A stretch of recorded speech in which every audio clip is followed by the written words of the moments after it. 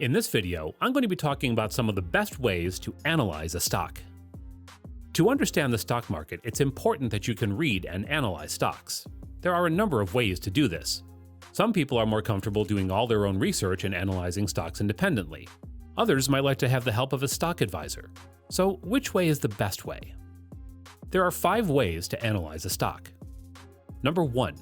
P/E ratio. A P/E ratio is short for a price-to-earnings ratio. This is a commonly used method to analyze stocks. You can determine the P/E ratio of a stock by using a simple math division. To find the stock's P/E ratio, you divide its market value per share by its earnings per share.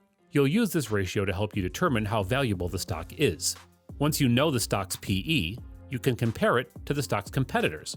Typically, the lower a price-to-earning ratio is, the more valuable the stock is. Number 2. Earnings per share. You can also analyze a stock by looking at its earnings per share. You may also see this referred to as a stock's EPS. This will give you an idea of how much the company is earning and whether investors are benefiting from that. If a company's EPS is growing, that can be a good sign. Most investors will become interested in purchasing stock in a company when it is earning good money. Generally speaking, the higher a company's earnings per share is, the more those shares are worth. Number 3. PEG value. The PEG value stands for the price-to-earnings growth ratio. This ratio is similar to the P/E ratio because it also compares a stock's market value to its earnings per share. The PEG adds another factor by considering the company's growth. To calculate a stock's PEG value, you'll need to know the P/E ratio and the 12-month growth rate of the company. Using the company's growth rate over the past years, you can estimate the company's growth rate in the future. In most cases, look for a stock that has a PEG value lower than 1. Number 4. Book value. Another way to analyze stocks is using information to find undervalued companies that have experienced a lot of growth. To find these companies, you will want to use a price-to-book ratio. This may also be referred to as a PB ratio. Before you calculate the PB ratio, you will need to know the company's book value of equity. You can find this by subtracting the book value of a company's assets by its book value of liabilities. Once you know this, you can calculate the price-to-book ratio. To find the ratio, divide the market price of a company's stock by the book value of equity. Number 5. Debt to EBITDA. This is another ratio that can help you determine and rank the value of a stock. EBITDA stands for earnings before interest, tax, depreciation, and amortization. It is used to evaluate the performance and value of a company. The debt to EBITDA ratio is used to measure the ability of a company to pay off its debt. If your calculation shows a high debt to EBITDA ratio, it may mean that the company is carrying too much debt and could be in trouble.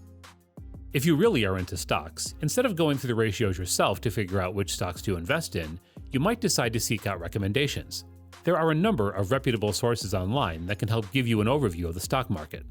These sources can recommend valuable stocks to invest in and help you understand the stock market better overall. Stock terminals can be a good option. Stock terminals are computer systems that allow you to access real-time financial data. Many people refer to the Bloomberg terminal when talking about stock terminals. The Bloomberg terminal has been around since the 1980s, and it has built up quite a reputation over time. It allows users to not only monitor real-time financial data, but also offers the ability to access breaking news and place trades. The Bloomberg terminal is quite costly, however, and you can expect to pay between $20,000 to $25,000 per year for this access. Another more cost-efficient option is to enroll in a subscription service. Many of these subscription services are with stock advisors. The benefit of enrolling in this is that it can give you advice as well as information about the stock market. If you decide to analyze stocks yourself or use a stock terminal, you are left to make your own conclusions about which stocks are valuable. Enrolling in a stock advisor subscription program can help you make quick decisions about which stocks to invest in. Morningstar's service offers another perspective. It focuses on investments that produce consistent returns more than it does on using technical charts to predict stock value. It offers an analysis of stocks, mutual funds, and exchange-traded funds, or ETFs. Morningstar also provides the pros and cons for all investments. You can use this research to compare investments to each other and see how the investment has performed over time. Morningstar also offers a stock and mutual fund screener that allows you to find investments by searching hundreds of key data points. Finally, if you're just starting and don't have much money to spend on these subscriptions, consider subscribing to my YouTube channel. It's free.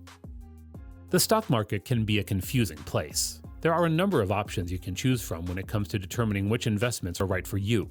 You can use the ratios provided in this video to analyze stocks for yourself. You might decide that using a stock terminal like BZ Pro would be beneficial for you. A subscription service might also work out well for you if you'd like to receive more pointed advice to help you make your investment decisions. Ultimately, the best way to analyze stocks is the one that works for you. Consider your options and decide how comfortable you are with navigating the stock market on your own. Compare services to figure out which one works best for your budget and investment goals. If you have made it this far, feel free to like the video, subscribe, and watch my next video.